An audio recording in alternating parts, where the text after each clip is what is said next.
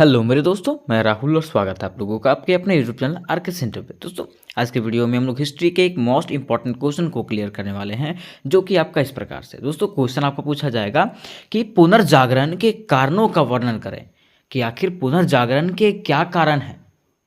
अब हम लोग सबसे पहले समझेंगे ना इसमें कि पुनर्जागरण हम लोग किसको कहते हैं, तब ना हम लोग समझेंगे ना कि इसका क्या क्या कारण है। तो चलिए सबसे पहले हम लोग समझते हैं दोस्तों कि आखिर पुनर्जागरण किसको कहते हैं।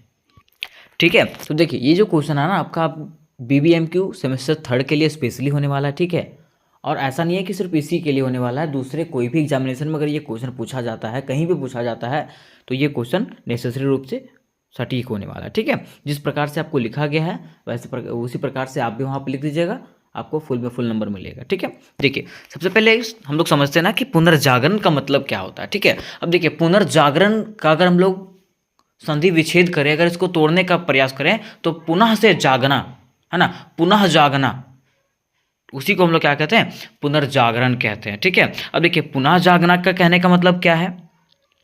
तो देखिए पुनर्जागरण कहने का मतलब है ना कि मान लीजिए आप कोई चीज़ का एग्ज़ाम देते हैं, कोई चीज़ का एग्ज़ाम देते हैं और पहला अटैम्प्ट में आप फेल हो जाते हैं। ठीक है, अब जब पहला अटैम्प्ट में आप फेल हो जाते हैं ना, तो आपको अपने गलतियां सुधारने का मौका मिलता है और आपको पता चलता है कि हम कहाँ गलती किए थे, कि मेरे इस गलती के कारण क्या हुआ है, मैं यहाँ पे फेल हो चुका हूँ। ठीक है, तो क्या आप अगर दोबारा से एग्ज़ाम देंगे तो क्या वो गलती करेंगे? नहीं करेंगे, वो गलती आप सुधार लेंगे और अगला बार जो है ना ज़रूर से ज़रूर सक्सेस कर पाएंगे।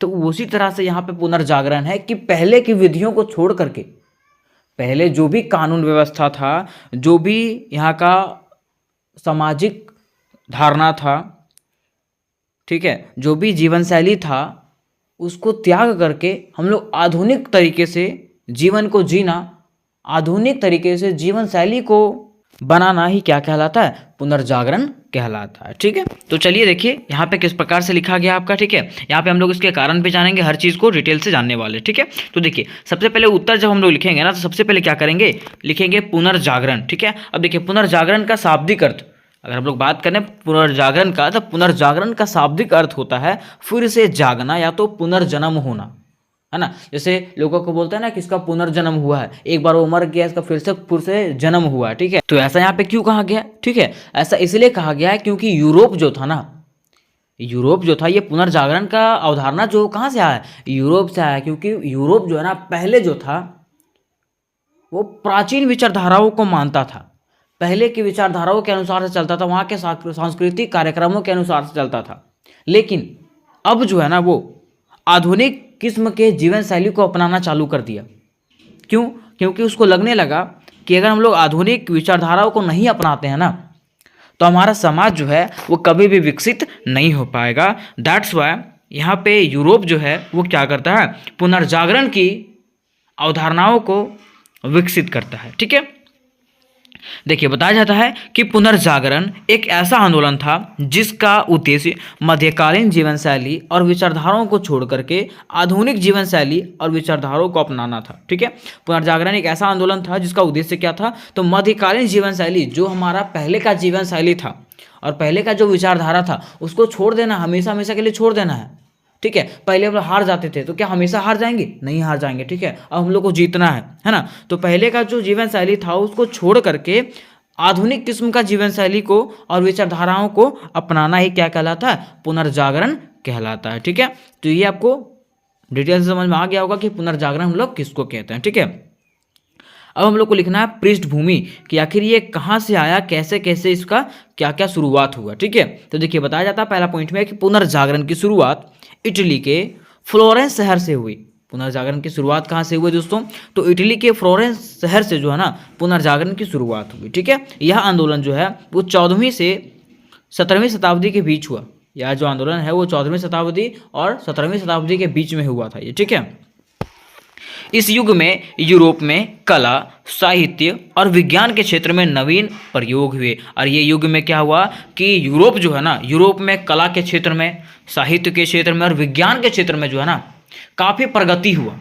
क्या हुआ? काफ़ी प्रगति हुआ। लोग जो है कला के बारे में जाने, साहित्य के बारे में जाने, लोग को ये पता चला कि साइंस क्या होता है, साइंस का चमत्कार क्या होता है, साइंस से क्या क्या चीज़ होता है, हर चीज़ के बारे में लोगों को पता चला। ठीक है, बताया जाता है कि पुनर्जागरण वह आंदोलन था जिसने रोम और यूनान की प्राचीन सभ्यता और संस्कृति का अंत करके एक नई चेतना को जन्म दिया। ठीक है, देखिए पुनर्जागरण वह आंदोलन था जिसने क्या किया, रोम और यूनान की प्राचीन सभ्यता और संस्कृति का, रोम और यूनान में जो प्राचीन सभ्यता और संस्कृति चलता आ रहा था, ठीक है, उसका अंत करके जो है ना लोगों को एक नया दिशा दिया, लोगों को जो है नया शैली दिया जीने का कि आपको जीवन शैली कैसे बनाना है, आपको अपना जीवन जो है ना कैसे विकसित करना है। ठीक है, ये चीज को ही पुनर्जागरण के नाम से ही जानते हैं। ठीक है, आगे देखिए दूसरा पॉइंट में बताया गया है कि अतः पुनर्जागरण का उद्देश्य यूरोप की मध्यकालीन व्यवस्थाओं को त्याग कर आधुनिक युग की व्यवस्थाओं को अपनाना था। जैसा कि मैंने आपको बताया कि पुनर्जागरण का उद्देश्य यही था कि यूरोप में जो मध्यकालीन बातों को लेकर के लोग चल रहे थे, पहले के बातों को लेकर के जो चल रहे थे उसको त्याग देना है, हमेशा हमेशा के लिए जो खत्म कर देना है। ठीक है, और उसके बाद क्या करना है, आधुनिक किस्म से आधुनिक विकास करने के लिए जो है ना आधुनिक तरीके से विचारधाराओं को मानना पड़ेगा। ठीक है, यूरोप के लगभग सभी देशों में कई समय से निरंकुश शासन चलता रहा। जैसा कि हम लोग सब जानते हैं यूरोप के लगभग सभी देशों में क्या हो रहा था, कई समय से, कई दिनों पहले से जो है ना, कई सालों पहले से जो है निरंकुश शासन यहाँ पे चलता आ रहा था। ठीक है, उसी में जो है रोम के पोप का भी बहुत बुरा प्रभाव था, जिसके चलते यूरोप जो है किसी भी क्षेत्र में प्रगति नहीं कर पा रहा था। ठीक है, और वहीं पे क्या था कि रोम में जो है ना पोप का एक बहुत बुरा प्रभाव चल रहा था वहाँ पे। ठीक है, जिसके कारण क्या हुआ था कि यूरोप जो है किसी भी क्षेत्र में जो ना प्रगति नहीं कर पा रहा था, यूरोप जो है किसी भी क्षेत्र में प्रगति नहीं कर पा रहा था। दैट्स वाई, यही कारण है कि लोगों को अब लगने लगा कि हमारा विकास जो है ना ऐसे संभव नहीं है, हम लोगों को कुछ ना कुछ करना पड़ेगा, है ना। इसलिए लोग जो है ना पुनर्जागरण की तरफ क्या हुए, खींचते चले आए। ठीक है, और इसी को हम लोग पुनर्जागरण के नाम से जानते हैं। ठीक है, बताया जाता है चौथा पॉइंट में कि पुनर्जागरण आंदोलन से यूरोप की दशा में सुधार होने लगा। और यह जो आंदोलन हुआ, यह आंदोलन से क्या होने लगा कि यूरोप की दशा में, यूरोप का जो खराब स्थिति था वो स्थिति सुदृढ़ होने लगा, यहाँ का शिक्षा व्यवस्था सुदृढ़ होने लगा, यहाँ का कला का व्यवस्था जो है वो सुदृढ़ होने लगा, मतलब हर चीज़ जो है ना यहाँ पे सुधरने लगा। ठीक है, उसके साथ साथ इंग्लैंड की 1688 की क्रांति और फ्रांस की 1789 की क्रांति से भी यूरोप के देशों में काफ़ी बदलाव आया। ठीक है, और उसी के साथ साथ क्या हुआ, इंग्लैंड में जो 1888 ईस्वी में जो क्रांति हुआ था और फ्रांस की जो क्रांति हुआ था, इससे क्या हुआ कि यूरोप के देशों में जो है ना वो काफ़ी बदलाव आया, लोगों को हर चीज़ के बारे में जानने का मौका मिला कि हमारे देश में क्या है क्या नहीं है, किस चीज़ को हम लोग को जानना चाहिए, क्या चीज़ हम लोग के पास कमी है, हर चीज़ के बारे में लोग यहाँ पे जाने। ठीक है,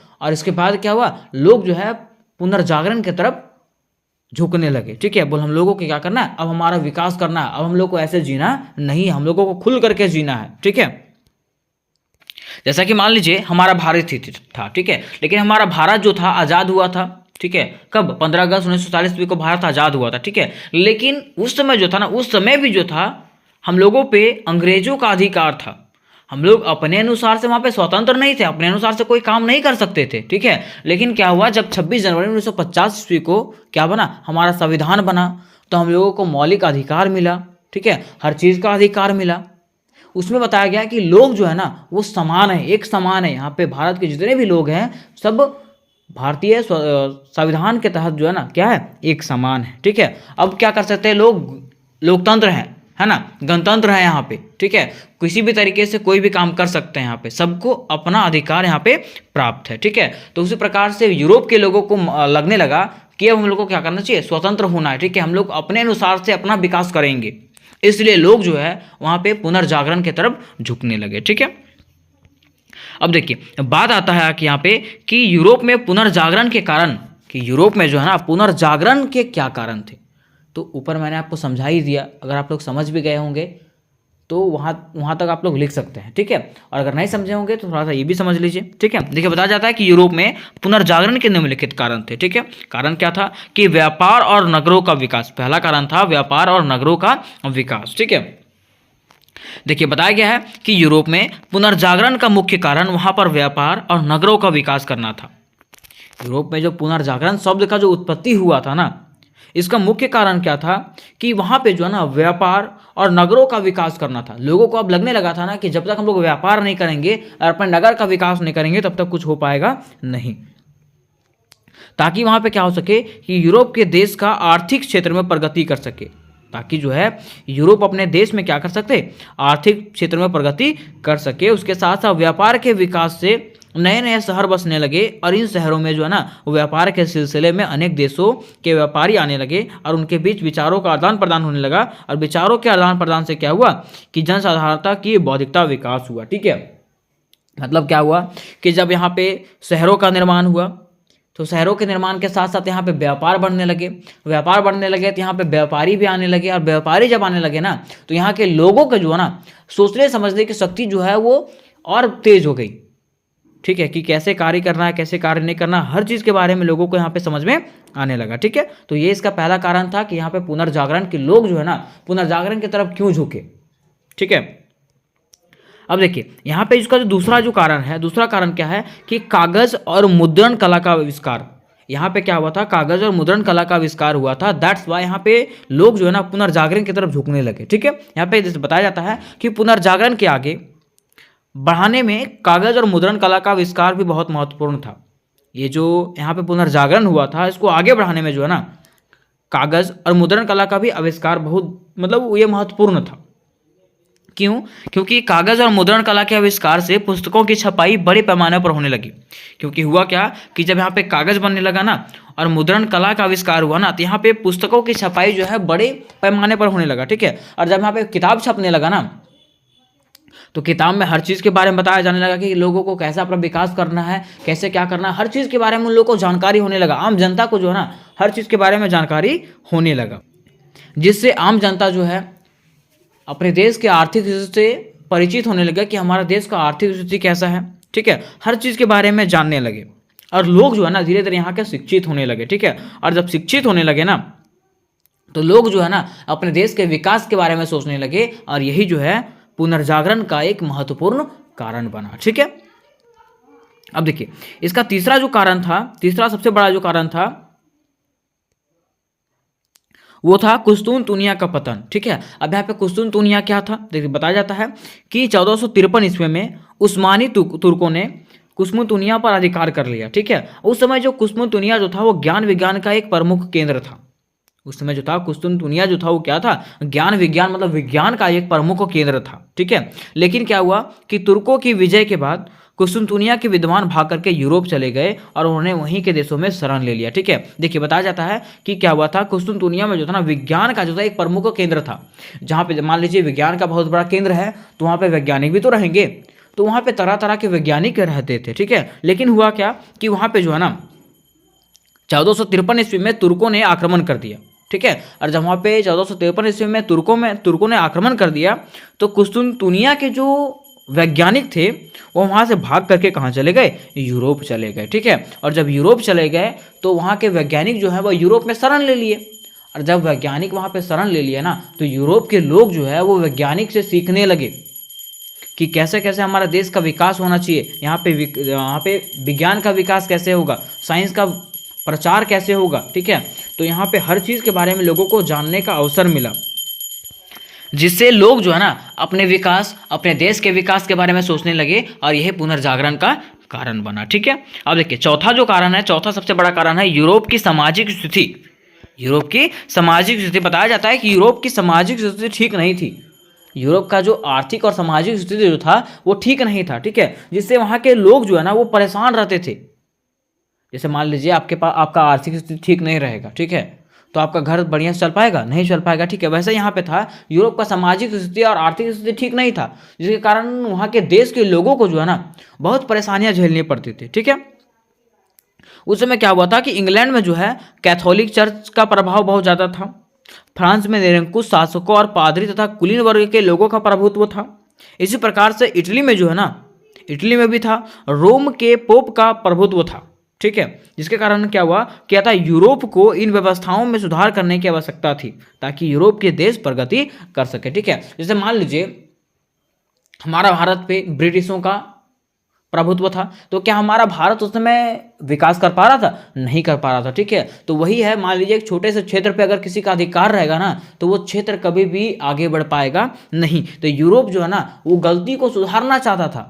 ठीक है, और जब तक यूरोप जो है वो गलती को नहीं सुधारेगा, तब तक वो देश प्रगति नहीं कर पाएगा। ठीक है, और यही जो उन लोगों के मन में जो अवधारणा आया कि हम लोगों को जो है अब अपने देश को क्या करना है, विकास करना है, विकसित करना है, अपने आप को विकसित करना है। ठीक है, इसी को हम लोग क्या कहते हैं, पुनर्जागरण कहते हैं, कि लोग पहले मरे हुए थे, अब लोग जाग गए हैं कि हम लोगों को अपने देश का विकास करना है। ठीक है, इसी को हम लोग पुनर्जागरण के नाम से जानते हैं। ठीक है, तो उम्मीद करते हैं दोस्तों कि ये क्वेश्चन आपको समझ में आ गया होगा, और इससे रिलेटेड जितने भी क्वेश्चन हैं सेमेस्टर 3, मेजर 4 और 5 और जितने भी पेपर हैं आपके, सारे के क्वेश्चन आंसर आपको इसी चैनल पे मिलने वाले हैं।